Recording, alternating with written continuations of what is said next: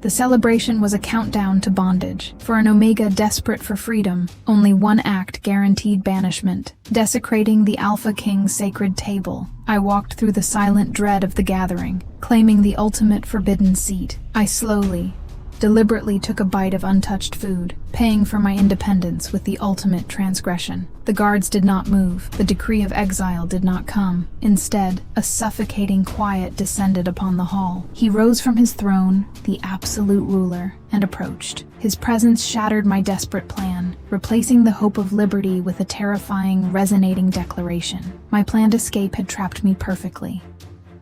The silence in the Hall of Sovereign Decree was thicker than the velvet curtains draped across the towering windows, a suffocating blanket woven from shock and the sheer, unadulterated power of the man who had just spoken. My heart hammered against my ribs, a trapped bird desperate to escape the cage of my chest, mocking the glorious freedom I had planned. The morsel of the royal confection, the ultimate tool of my calculated transgression, turned to ash in my mouth.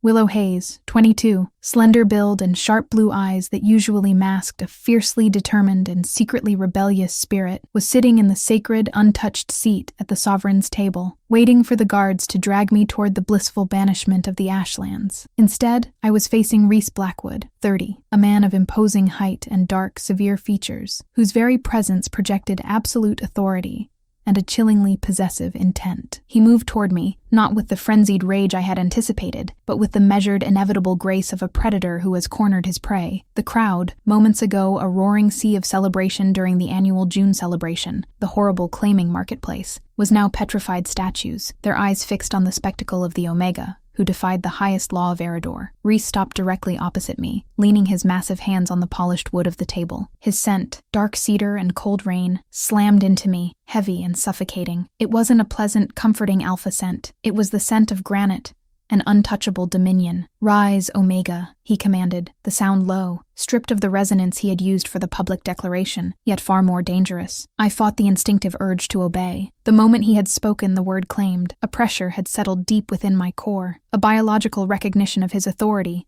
that felt like a hot, invisible brand, the claiming sigil he had imposed. I pushed back against it, gripping the edge of the table until my knuckles were white. "I prefer the floor of exile, Your Majesty," I managed, my voice trembling despite my best efforts to project defiance. I broke the law of 1850. I sat where I was forbidden to sit. I consumed the food of the crown. Banishment is the only legal recourse. A dark smile, devoid of humor, curled the corner of his mouth. "Recourse is a choice afforded to the weak, Willow. Authority is not debated, it is declared." He rounded the table in 3 long strides, his shadow engulfing me. He didn't touch me yet, but the air between us crackled with restrained force. "You sought liberty and degradation. You planned exile to avoid the political market of June. A commendable, if foolish, gamble." He tilted his head, his eyes, like chips of obsidian, narrowing. "But you misunderstood the nature of this table, and the nature of my authority." The moment his hand closed around my forearm, the silent world of the hall fractured. His grip was steel, inescapable, and through the intense heat of his skin, I felt the claiming sigil deepen its roots, sending a spike of panic mixed with an unnerving biological compliance through my veins. It was the absolute opposite of the glorious freedom I had tried to purchase. "Guards." Rhys' voice was casual now, dismissing the monumental event he had just orchestrated. "Escort my new acquisition to my private receiving suite. She is not to leave the Stonehaven Citadel." The tension in the hall finally broke, replaced by a frantic,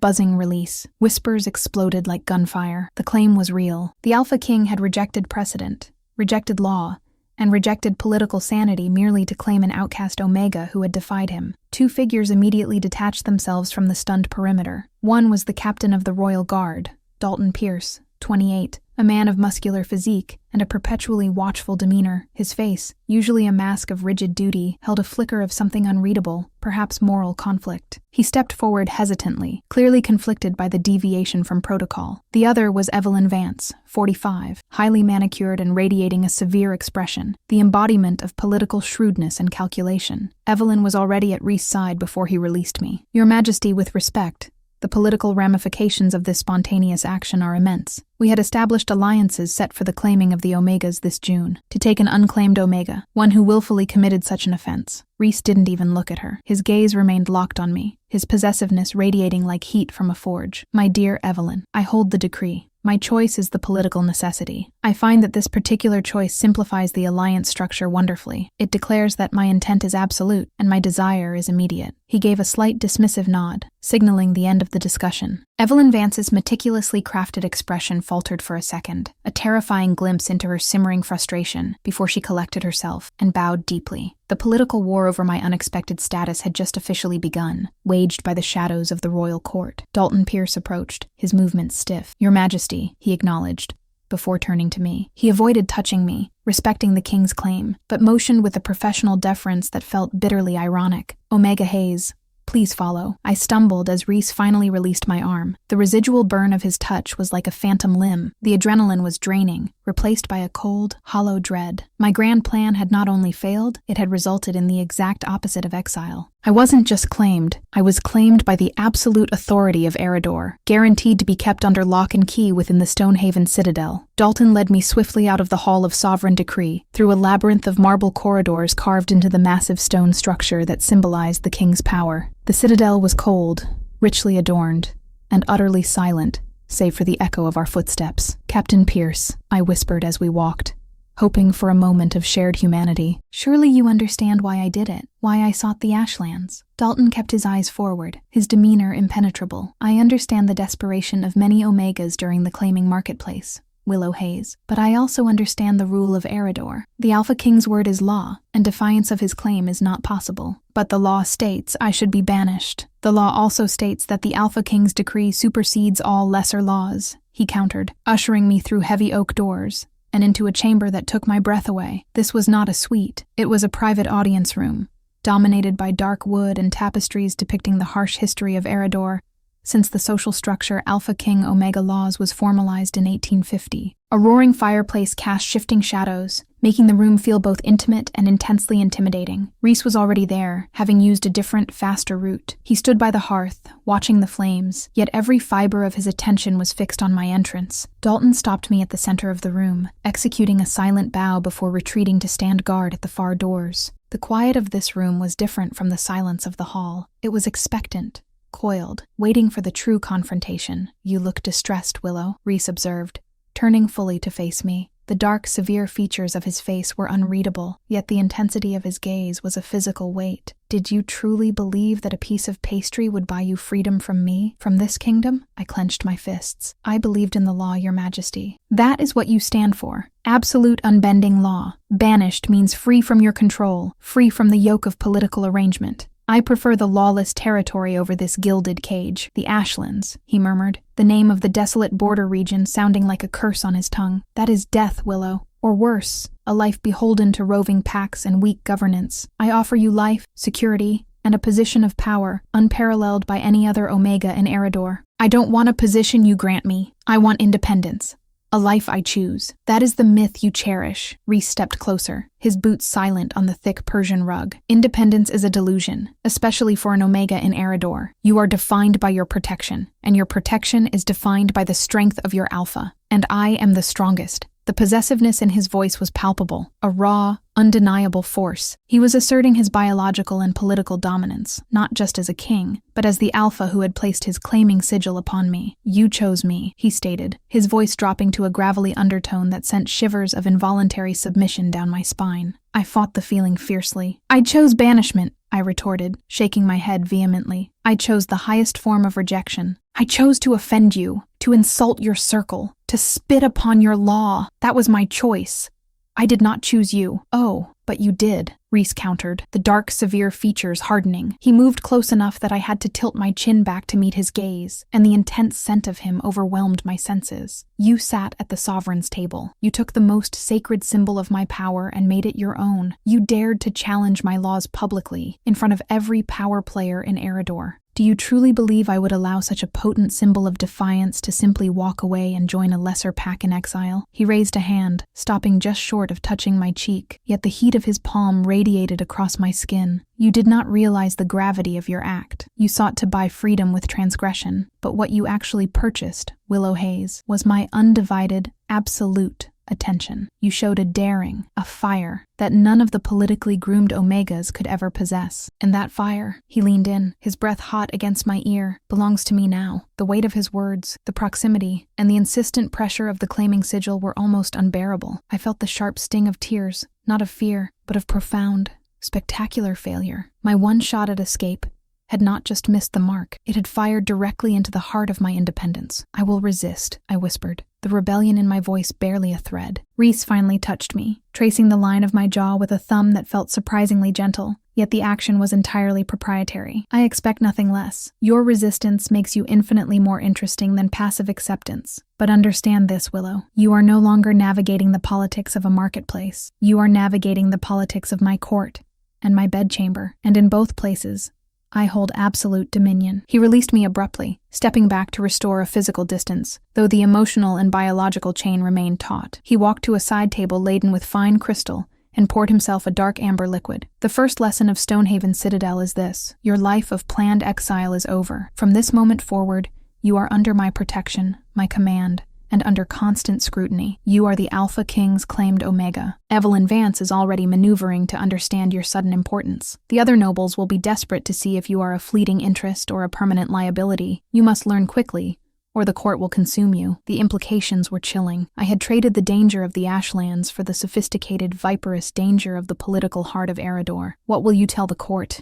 I demanded, wiping the traitorous moisture from my eyes. Rhys sipped his drink, his expression contemplative. I will tell them that I found my true match, not in convenience, but in defiance. I will tell them that you were not trying to escape me, but trying to challenge me to claim you on your terms. They will believe it, because they must believe it. My word is the ultimate truth here. He set the glass down with a decisive click. You will be given the royal apartments on the west wing. Dalton, he looked toward the guard, ensure she has whatever she requires, and ensure she understands that any attempt to leave the confines of the Citadel will be met with the full force of my authority. Dalton Pierce nodded, his dutiful expression unwavering. Rhys turned back to me, the dark severity of his features softening just enough to convey the underlying possessiveness that fueled his claim. You are trapped now, Willow Hayes. You sought freedom through destruction, but you found bondage through possession. This is your new reality. The fight for your independence begins now, inside the walls you tried so desperately to escape. And every day, I will remind you why your sacrifice backfired so spectacularly. He walked toward me one last time,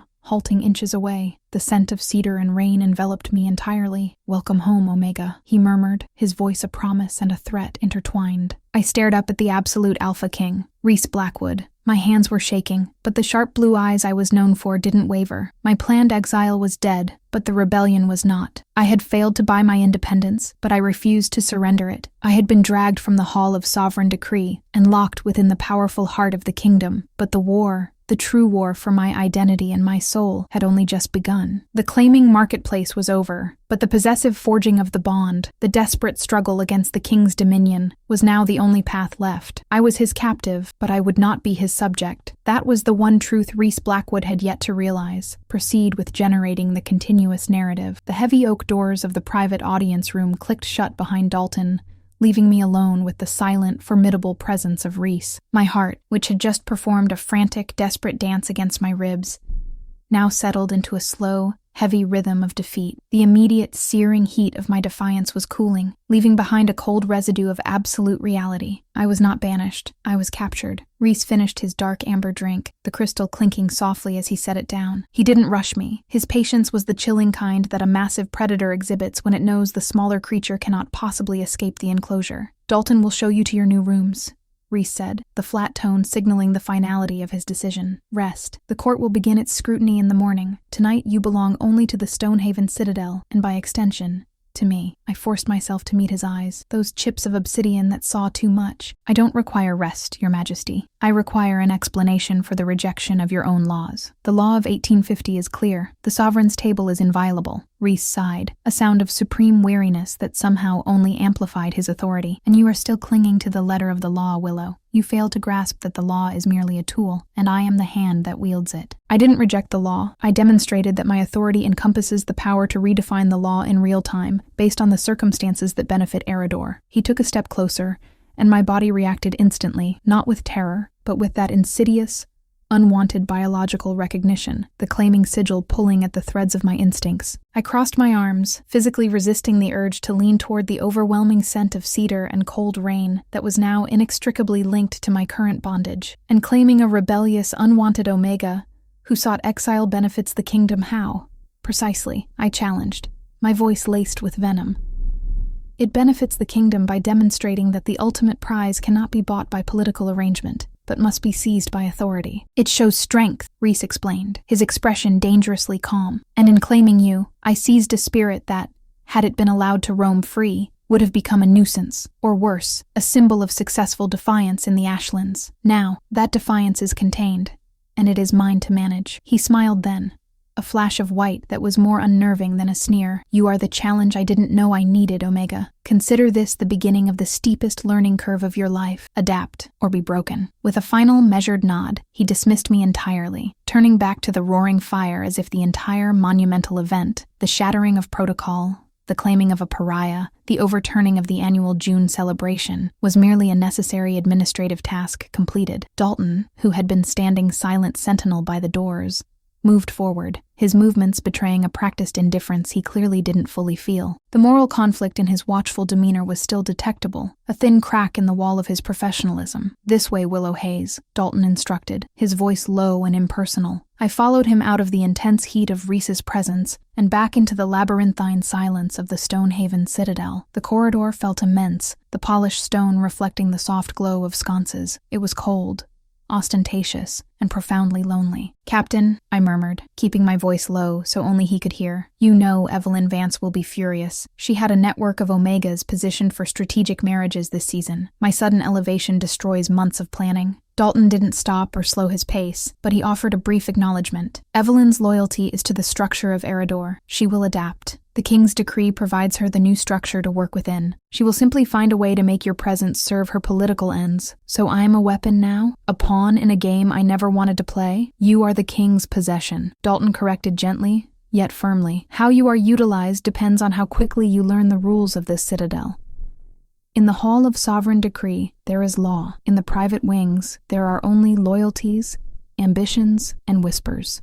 We ascended a magnificent wide staircase carved from white marble, the railing draped in velvet cords. The contrast between the sheer wealth displayed and the crushing reality of my lack of freedom was dizzying. I had sought the gritty reality of the Ashlands, where survival depended solely on wit and grit. Instead, I had landed in a place where survival depended on silken smiles and poisoned words. Dalton led me down the long, quiet expanse of the West Wing. This area of the Stonehaven citadel was clearly reserved for the highest echelon, the king's immediate court, and now his unexpected claim. He paused before a set of massive double doors paneled in dark, intricately carved wood. He didn't open them, but stood blocking the entrance, his watchful demeanor intensely focused on me. Willow, he said, using my name without the formal haze for the first time. It felt like a small, dangerous intimacy. Understand this clearly. The king's claim is absolute. He didn't use the claiming sigil lightly. It binds you, not just politically, but biologically. Any attempt at physical escape will result in extreme measures. He is not malicious, but he is absolute. Do not test him further tonight. You speak as if you care about my well-being, Captain Pierce, I challenged, my eyes narrowing. A shadow crossed his face. I care about the stability of Eredor. Unnecessary conflict caused by rebellion in the king's inner circle endangers us all. He paused, then added in a voice so low I almost missed it, and I understand the appeal of the Ashlands. It is the only true freedom left, however short-lived. That flicker of shared understanding, of moral conflict, vanished instantly, replaced by the rigid mask of duty. He opened the doors and motioned me inside. These are your chambers. A servant will arrive shortly with a meal and fresh clothing. I will stand guard outside. I walked into the suite, and the breath caught in my throat. This was not a set of rooms. It was a sanctuary carved from wealth and power. The space was enormous, featuring a sitting room draped in deep sapphire and gold, a vast sleeping chamber with a canopy bed the size of a small boat, and windows that offered a breathtaking, sweeping view of the Eredor capital spread below the citadel. It was a gilded cage, precisely as I had feared. Dalton closed the doors, the thick wood muffling the sounds of the citadel. I was alone. I walked through the rooms, dragging my fingers over the heavy silk drapes and the cool marble surfaces of the mantelpiece. The luxury was nauseating. I had been planning my exile for months, meticulously saving scraps of food and worn fabrics, bracing myself for the cold discomfort of the desolate border region. My mind had been focused on hardship, on earning freedom through struggle. Instead, I was surrounded by a softness that felt like a mockery. I went to the large windows, pressing my palm against the cold glass. Down there, in the distance, I could almost imagine the Hall of Sovereign Decree, where, just hours ago, I had committed the ultimate transgression. I replayed the moment in my mind, the slow walk to the sovereign's table, the determined set of my jaw, the purposeful bite of the royal confection. It was meant to be the final act of my servitude, the glorious final rejection of Eredor's laws. And then Rhys had risen. His voice, deep and resonating, had declared me claimed. That powerful, unmistakable declaration had not just rejected the law of banishment, it had overwritten the very intent of my action. I hadn't just failed. I had handed the absolute Alpha King the one thing he apparently valued: unpredictable, fierce defiance. My frustration boiled over. I grabbed a small, heavy crystal vase from a nearby table, my impulse screaming to shatter it against the wall, to make a noise, a physical declaration that I was not yet tamed.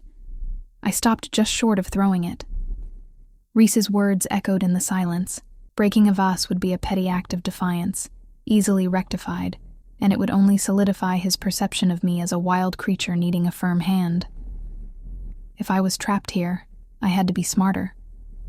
I had to learn the rules of his court, not reject them outright in suicidal tantrums. I set the vase down, slowly, carefully. My hands were still shaking, but the sharp blue eyes were dry now. A soft knock came at the inner door, and a woman's voice requested entry. I straightened, mentally donning the mantle of calculated composure. The woman who entered was not a simple servant. She was tall, impeccably dressed in dark velvet, and held herself with the stiff, judgmental posture of someone accustomed to power. Her highly manicured appearance and severe expression were immediately familiar. It was Evelyn Vance, the shrewd, calculating political operative. Evelyn did not bother with pleasantries. She surveyed the room, then me, with a look that managed to convey supreme disapproval and intense curiosity simultaneously. "I dismissed the staff," Evelyn stated, walking toward me with a slow, deliberate pace. "We need to speak before the king determines your official role. I assume you understand the magnitude of the disruption you caused, Omega Hayes." "I understand the king made a decree, Evelyn," I countered, using her first name deliberately, trying to establish a precarious equality, or at least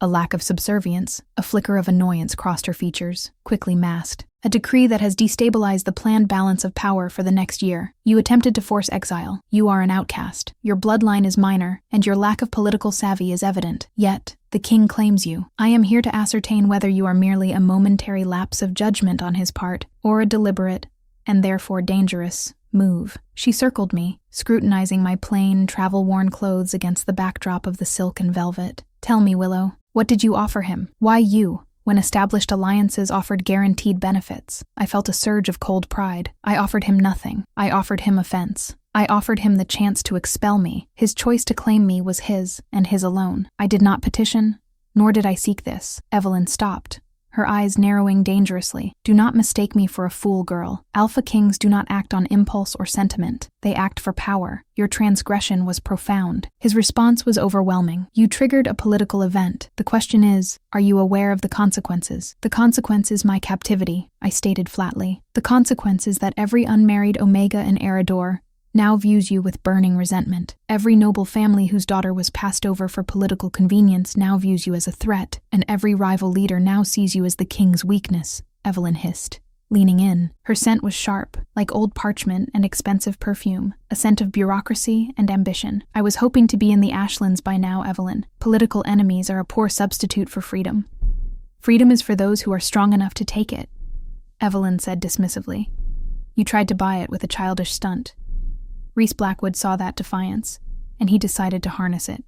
"If you wish to survive in this citadel, you will need to shed your Omega fantasies of independence and realize that your only value is the power you reflect onto him." She picked up a heavy gold pen from the desk. "I am prepared to manage this situation. I will craft a narrative that your transgression was a pre-arranged, high-stakes political performance designed to show the king's absolute power to claim the most defiant spirit. It makes you a strategic partner, not a mistake." My heart sank. She was already spinning my desperate act into a political triumph for Rhys. She was turning my failure into his greatest asset. "I will not lie to the court," I said. Evelyn laughed, a short, brittle sound devoid of humor. "You will do whatever is necessary to ensure the stability of the crown, Willow, or I will ensure that your defiance is met with consequences far beyond mere banishment. Remember the law of 1850? It formalized the social structure, yes, but it also formalized the penalty for Omegas who intentionally disrupt the king's peace, a quiet, irreversible disappearance. The subtle threat hung heavy in the air. Evelyn was ruthless. She wouldn't confront Rhys directly, but she would eliminate any threat to the political stability she managed. I was caught between the hammer of Rhys' possessive authority and the anvil of Evelyn's calculating ruthlessness. I am the king's claim, I reminded her, trying to sound more confident than I felt. Surely he would protect his own possession. The king's interests are vast, Willow. If you prove to be more trouble than you are worth, even he might find it politically expedient to look the other way, Evelyn finished, laying the pen down. You have 24 hours to decide whether you will be an obedient,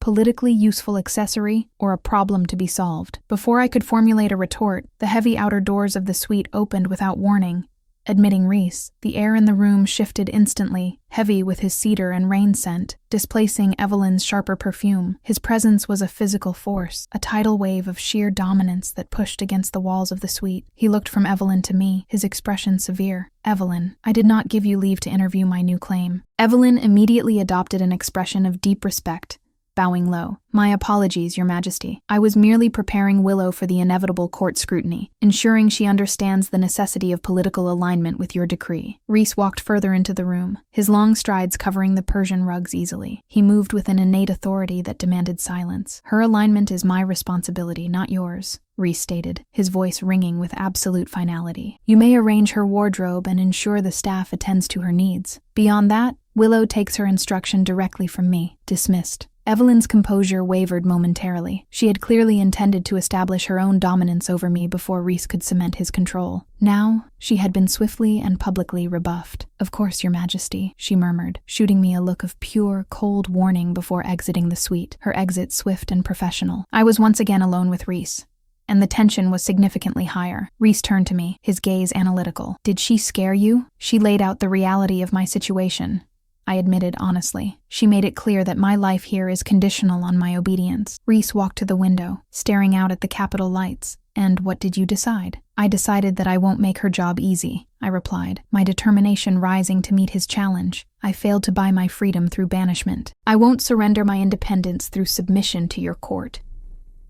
He turned back, and the casual observation was gone, replaced by the dangerous intensity he had shown in the Hall of Sovereign Decree. This was the climax moment I had feared. You misunderstand, Willow, Rhys said, his voice dropping in pitch until it was a resonant purr that seemed to bypass my ears and vibrate directly against my bones. The sound was deeply alpha, laced with intent. The independence you seek is a dangerous fantasy. You are under the claiming sigil. That mark is not merely political, it is biological. It demands obedience, and I have yet to test the limits of that bond. He took a slow, deliberate step toward me. The pressure in my chest increased instantly, a physical tightening that made breathing difficult. It was the absolute dominating force of his will, meeting my fragile, terrified rebellion. He took another step, and my legs felt weak. The claiming sigil, previously a subtle internal pressure, now flared, hot and demanding, deep in my core. It screamed a single, urgent command into my subconscious. Submit. My hands flew up, not in attack,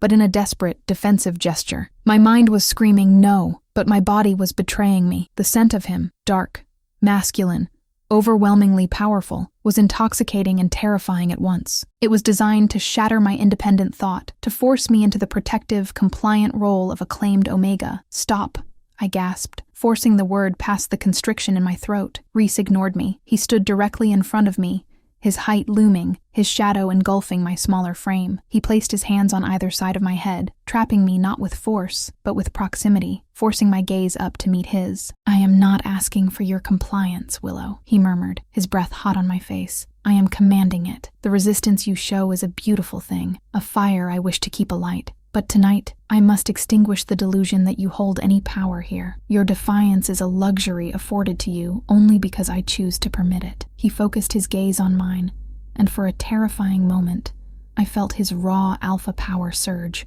pushing against the edges of my sanity. It was an overwhelming mental invasion, a deliberate exertion of the claiming sigil, designed to enforce absolute, immediate surrender. My vision blurred. A wave of lightheadedness crashed over me, followed by a profound, agonizing yearning, to simply drop to my knees, place my hand in his, and accept the protective leash he offered. The biological drive was fierce, overwhelming the years I had spent building my rebellious identity. This was the true test, the moment where the forging of the possessive bond was meant to irrevocably claim my mind and soul. Tears sprang to my eyes, hot and humiliating.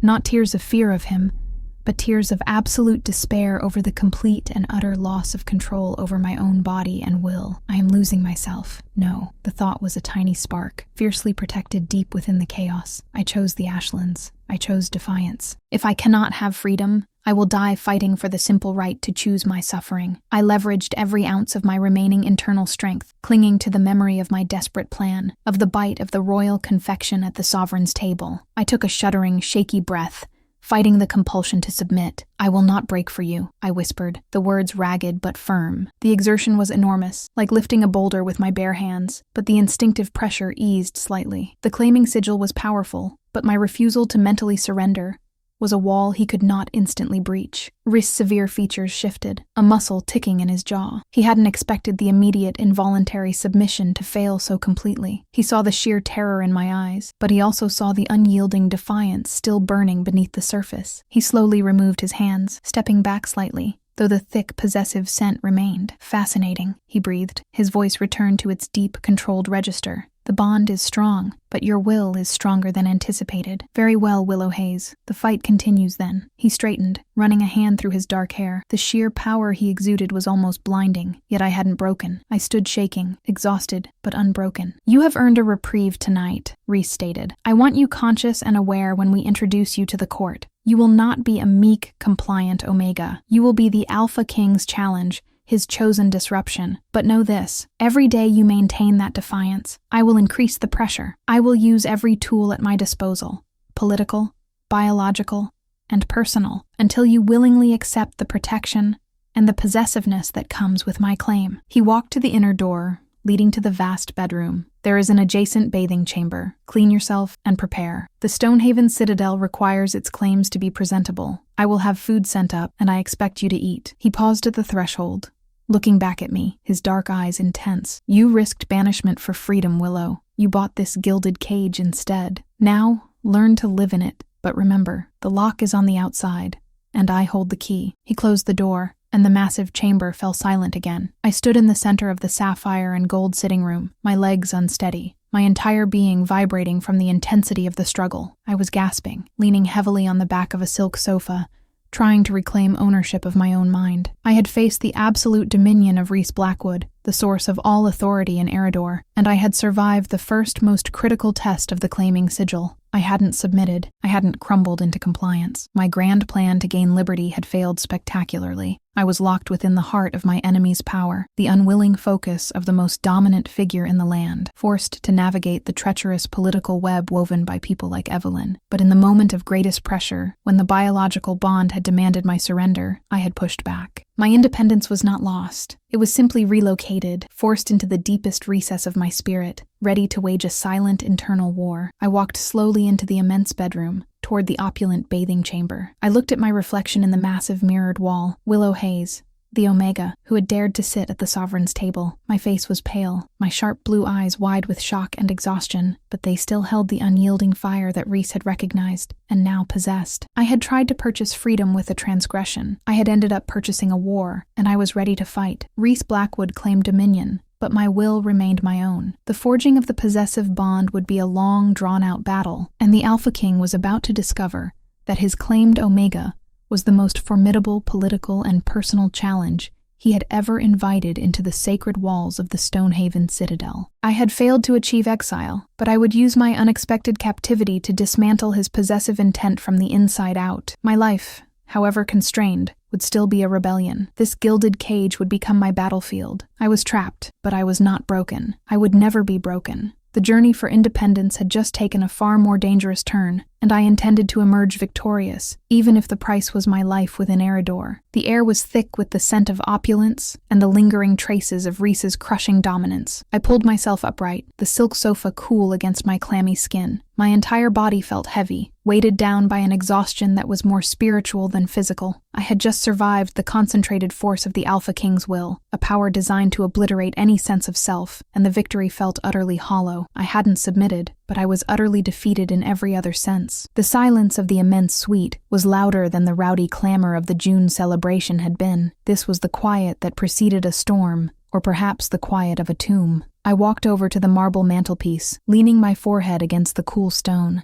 Adapt, or be broken. Rhys' challenge resonated, a dark promise hanging in the luxurious air. I had chosen to adapt, but adaptation did not mean submission. It meant changing the method of war. My original strategy had been direct: provoke banishment, gain exile in the Ashlands, and live free, no matter how harsh. Now, the battleground was silk sheets and gilded mirrors, the enemy not hunger or exposure, but poisoned flattery and subtle control. I stripped off my travel-worn dress, feeling the rough fabric cling to the sweat of my fear and defiance. The sensation of being claimed, the heavy pressure of the claiming sigil, was still a dull ache just beneath my ribs, a constant physical reminder of the bond Rhys intended to forge. He wanted willing compliance. He wanted me to yearn for the protection of his dominance. That would be the true end of Willow Hayes.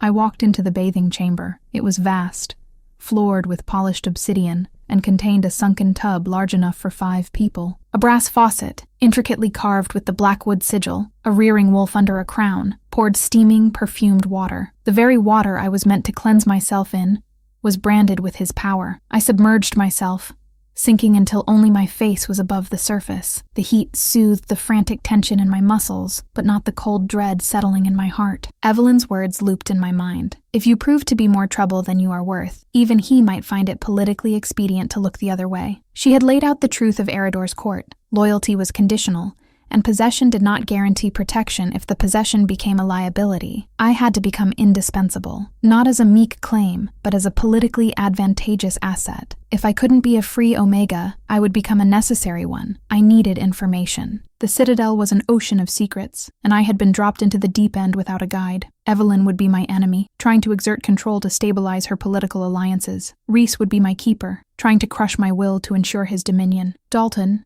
the morally conflicted captain, represented a thin, unstable thread of potential access to the Citadel's inner workings. I finished my bath, feeling marginally more centered. I found fresh clothing laid out, not the formal gowns of a royal mate, but simple, luxurious linen slacks, and a tunic in a pale, neutral silver. It was the clothing of a privileged, contained resident, not a political ornament. Rhys was keeping me simple, perhaps to underscore the fact that my value lay not in my aesthetics or lineage, but in my spirit. I was toweling my hair dry when a soft rap came at the outer doors. It wasn't Dalton. The scent was too light, too flowery. A servant, sent by Evelyn perhaps to gauge my compliance. I walked back into the sitting room, wrapping the towel around my hair. I found a young Omega woman standing cautiously by the dining alcove, arranging a tray of food. She wore the dark gray livery of a high-ranking retainer. Her eyes were wide, darting nervously between the food and the heavy doors, clearly aware of my notoriety. "Willow," I said, using my name as a simple assertion of self. "You may speak freely." "Who sent you?" The woman jumped slightly, startled by the directness. "My name is Alina, miss. Captain Dalton sent me with a light supper, and these instructions." She presented a small folded note, sealed with a plain wax thumbprint, not a royal seal. I took the note. It was clearly not from Dalton.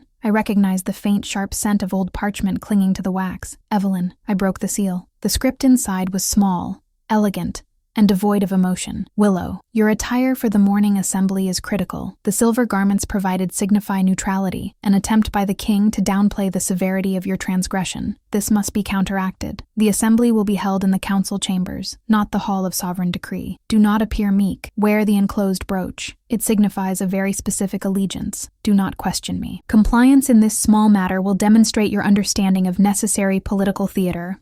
I unfolded the note completely. Tucked inside was a small, exquisitely crafted silver brooch shaped like a stylized falcon, its wings spread in aggressive flight. The falcon was the sigil of House Vance, Evelyn's ancestral family, and one of the oldest, most powerful noble lines in Eredor, second only to the Blackwood lineage. Evelyn wasn't trying to align me with Rhys. She was trying to tether me to her power structure, ensuring that if Rhys discarded me, I would still be a Vance pawn. It was a calculated move to establish her own indirect influence over the king's claim. I looked at Alina, who was nervously arranging fruit and cheese on a plate. "Did Captain Dalton give you this to deliver?" "He escorted me to the outer door, Willow, but Mistress Evelyn met me just down the corridor. She said it was essential for your morning presentation," Alina whispered, her eyes wide with fear of being overheard. I smiled, a slow, predatory curve of my lips that felt entirely new to me. "Thank you, Alina. You may leave. Tell Captain Dalton that I received the essential items and am preparing for the morning." Alina practically fled. I held the falcon brooch in my palm. It was cold, heavy silver. Evelyn wanted me to use my defiance to serve her. Rhys wanted me to use my defiance to serve him. By presenting myself as his chosen disruptor, I walked to the expansive window, looking out over the silent city below. This was the moment of decision. If I wore the Vance brooch, I signaled to the entire court that I was immediately susceptible to external political influence, Evelyn's influence. It would be a surrender to the old guard, undermining Rhys's decree that I belonged only to him. If I rejected the brooch, I solidified my position as Rhys' direct claim, defying Evelyn and narrowing my potential escape routes. But it would also strengthen the impression that my defiance was manageable, contained, and entirely his property. I made a different choice. I put the brooch not on the silver tunic, but on the inside collar, hidden from view but present. I would not immediately signal allegiance to Evelyn, but I would keep her as an option. If Rhys truly pushed the claiming sigil too far, I would need allies, however toxic. My strategy was now clear. Survival meant becoming a shadow player, using the gilded cage as my fortress. Rhys wanted a challenge. I would give him a maze, a puzzle he couldn't solve by merely flexing his alpha authority. The night passed slowly. I ate the light meal, but sleep refused to come. Every instinct was heightened. Every shadow felt like a threat. Dalton remained posted outside, a silent, immovable presence. By dawn, I was dressed in the silver garments, my sharp blue eyes clear despite the lack of rest. I brushed my hair severely back, tying it simply at the nape of my neck. I looked refined, controlled, and utterly unadorned, save for the faint silver hint of the hidden brooch against my neck. Precisely at the expected time, the outer doors opened. It was Dalton. He looked tired, his watchful demeanor slightly strained. "The king expects you at the council chambers immediately, Willow," Dalton instructed, his eyes briefly sweeping over my attire, noting the simplicity. He said nothing about the missing brooch. We descended through the silent halls.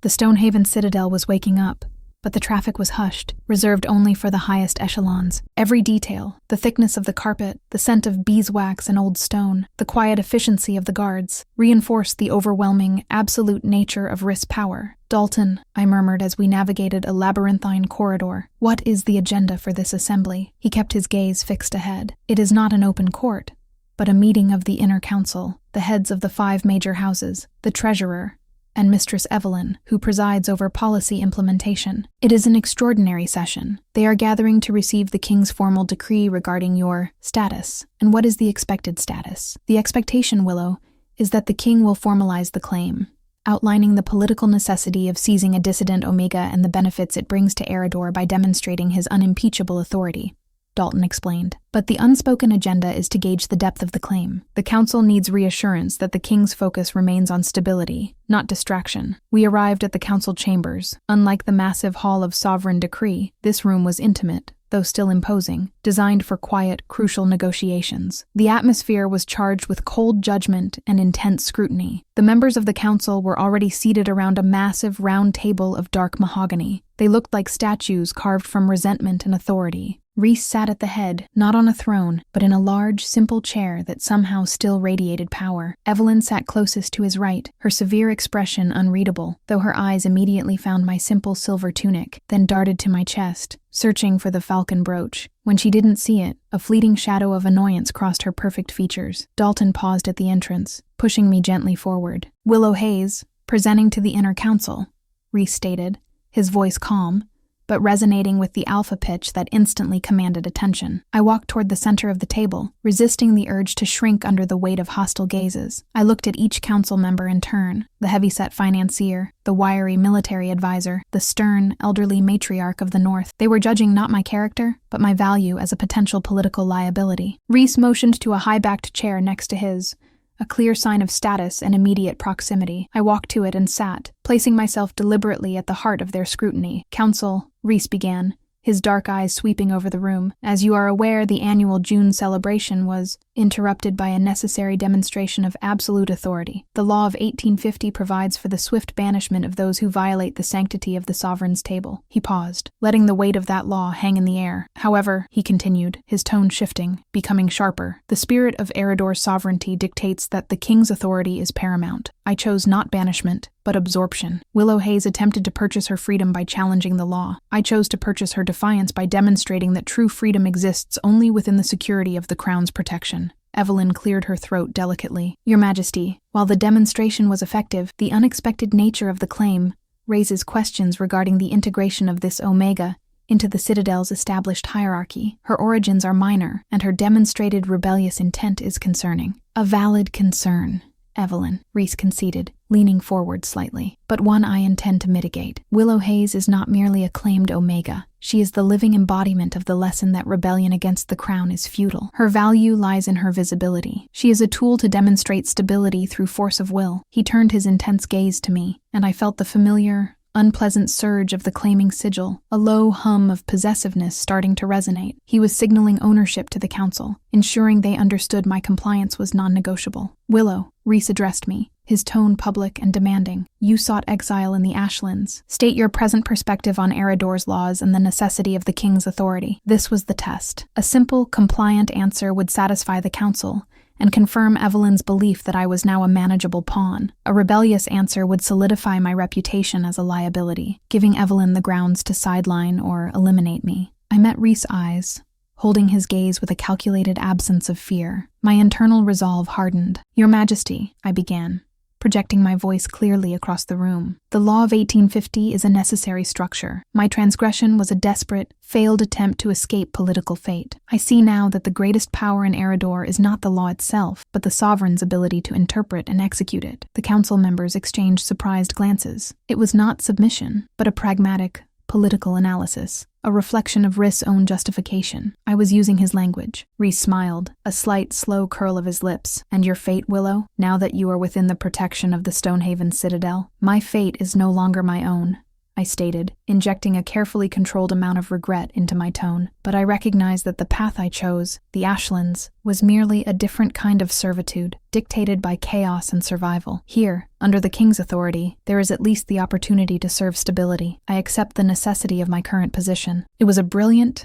necessary lie. I hadn't accepted anything, but I had provided the council the exact political narrative they needed to feel comfortable. I had just purchased time. Evelyn, ever astute, sensed the lack of genuine surrender. "A compelling statement, Willow. Yet, acceptance and genuine allegiance are different things. The court will need clear assurance of your dedication, perhaps a demonstration of your commitment to the king's immediate presence." She was trying to force a physical reaction, a visible sign of the claiming sigil's effect, designed to humiliate me or force an overt submission. Rhys watched Evelyn, his expression unreadable, but I sensed a flicker of approval that I had bypassed her initial trap. He decided to play along with her challenge, seeing it as an opportunity to reinforce his control. Rhys rose slowly from his seat. The movement was deceptively casual, yet it brought an immediate, suffocating pressure to the room. He walked around the massive table toward me, his attention focused solely on my face. The claiming sigil intensified dramatically. It wasn't a gentle hum this time. It was a roar in my consciousness, a searing biological command that demanded I rise,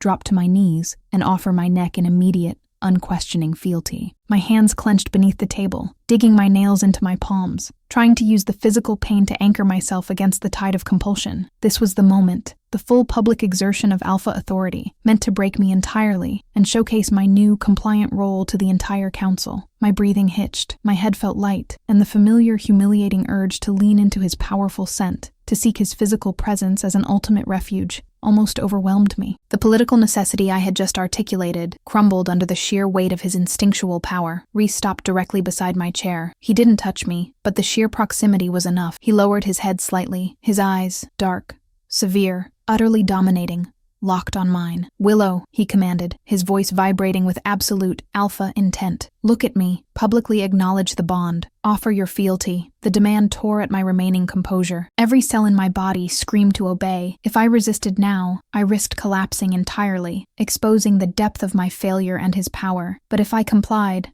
I would be broken, turned into the meek, manageable Omega Evelyn wanted. I took a deep, desperate breath. I couldn't verbally refuse, not in front of the council, but I wouldn't grovel either. I forced my gaze up, meeting his dominance head-on. My eyes were burning with unshed tears, but I refused to let them fall. Instead of rising to kneel, I used the only currency I still possessed, my intellect, and my calculated political performance. I reached out, not to his hand, but to the edge of the mahogany table, and gripped it fiercely. I held his gaze, and slowly, deliberately, I inclined my head. A measured, regal dip of my chin that was a sign of respect, not abject submission. "I acknowledge the bond, Your Majesty," I said, my voice steady despite the internal tremor. "And I offer my service to the stability of the crown, as you decreed." It was an acceptance of the political decree, not a surrender of my personal will. It was compliance, packaged in defiance. It was the absolute minimum required to prevent him from pushing the claiming sigil further, yet it lacked the desperate, broken spirit the council and Evelyn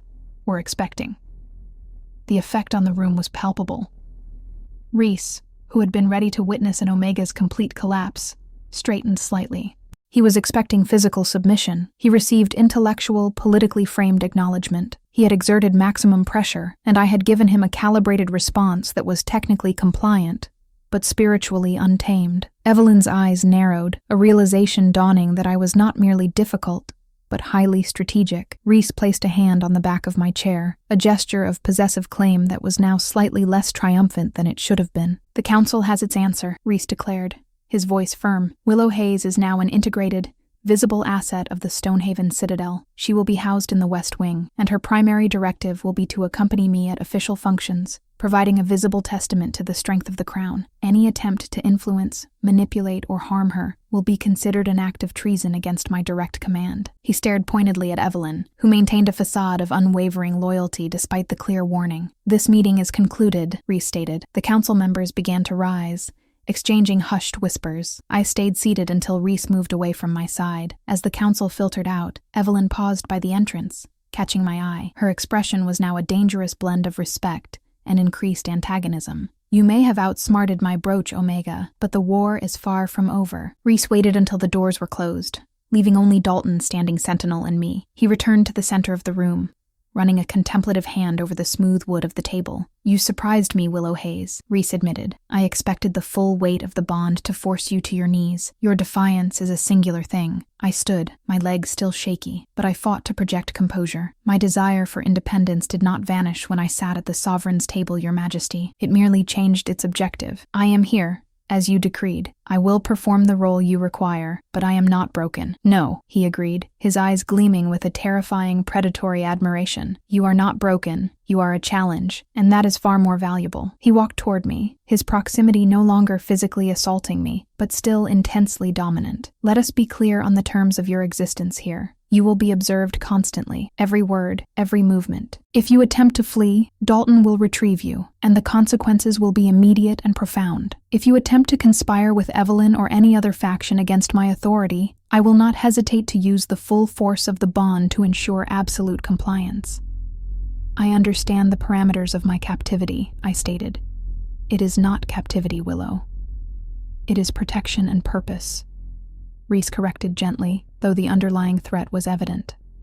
"You sought freedom in the desolation of the Ashlands. I have given you purpose in the heart of Eredor. Now, you must learn to wield this new political reality." He paused, then added, his voice lowering to a more intimate register. "You claim you seek stability now. Show me that stability. You will be by my side for every major event starting this evening. You will learn the Citadel, and more importantly, you will learn me." I realized the true nature of the trap. Rhys hadn't claimed me to humiliate me. He had claimed me to integrate me. He intended to keep me so close, so focused on his authority and his political maneuverings, that my rebellion would be slowly co-opted and suffocated by the daily demands of the court. He wanted to turn my fire into a guiding light for his own power. "I will be ready, Your Majesty," I replied, the lie becoming easier now. Rhys nodded, a flicker of satisfaction in his expression. Good. Dalton will escort you back to the West Wing. You have earned a few hours of quiet contemplation before your duties begin. Dalton approached as Rhys turned toward a hidden door in the wall, presumably leading to his private study. Captain, I said, before Rhys completely disappeared, I need a map of the Citadel. An honest one,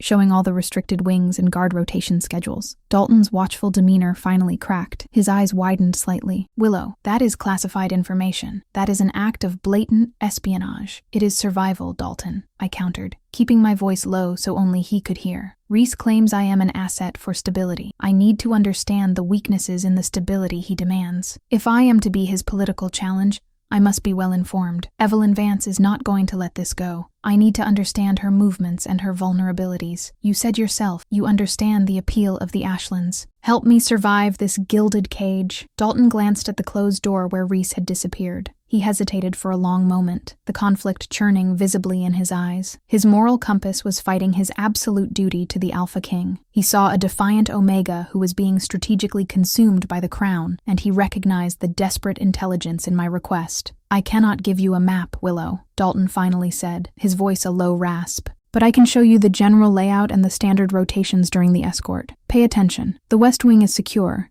but the servant passages in the South Wing are poorly monitored after midnight. It wasn't a map, but it was a crucial admission of assistance. It was the first crack in the absolute loyalty surrounding Rhys, and it was a thread I intended to pull. Thank you, Dalton, I said, letting a sliver of genuine relief show in my expression. We left the council chambers. The silence of the Stonehaven Citadel no longer felt oppressive. It felt tactical. I was no longer a desperate escapee. I was a reluctant resident, planning a protracted, silent war from the king's own chambers. My attempt to achieve freedom through banishment had spectacularly failed, replacing exile with a possessive claim. But Rhys Blackwood had claimed a defiant spirit, and he would quickly learn that possessing a hawk did not mean that hawk would ever willingly clip its own wings. I was trapped, but I had secured my immediate survival, forced the Alpha King to respect my intellectual capacity, and found a tenuous, conflicted ally in his closest guard. The forging of the possessive bond was underway, but it would be a bond of metal striking stone, not iron bending to fire. My life in Eredor had just begun, and it would be a revolution waged in silks and whispers, fought for the independence of the soul. I was the Alpha King's claim,